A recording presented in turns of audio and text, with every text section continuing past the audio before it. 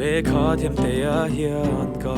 ril ru puta chu ka zia ka ron fia sot something about you.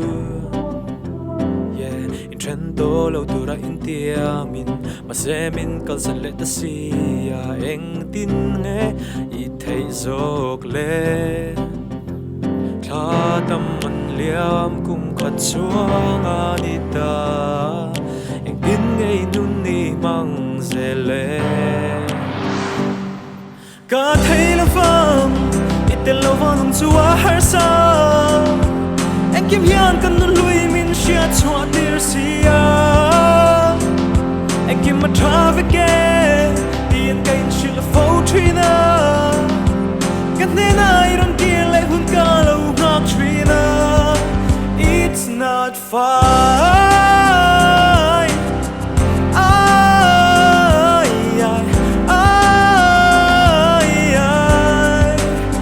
it's not fine ngil the nan bul ka tran na ka in chung chu ka ti fai tran na lo long tran something new khoi mun na pokalin nang potila ka thilung hian a thengil thei si lo se eng kim hian nang min sha chua ti kha tam man liam kum khat chuang anita ka tel lo chuani lim zel ta e ka thei lo vang itel lo vanung chua har sa eng kim hian kan nun lui min shia chua tir sia eng kim ma traveke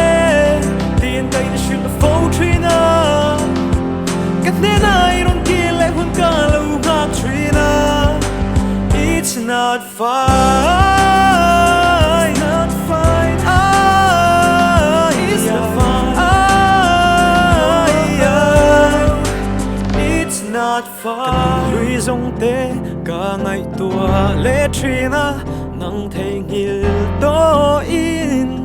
rim ta ka om ka tum ve to ang ka hwai sen na som kho min kan nun lui thai bo vi ka thei ngil lang che ka thla liam to ang che a to berna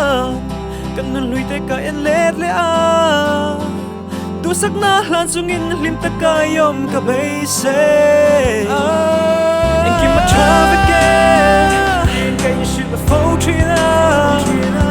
kat ne na iron kia le hun ka lo ngak trina it's not fine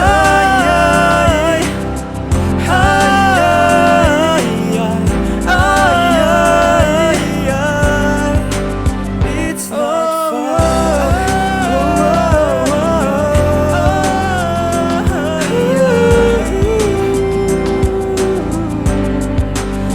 It's not fine.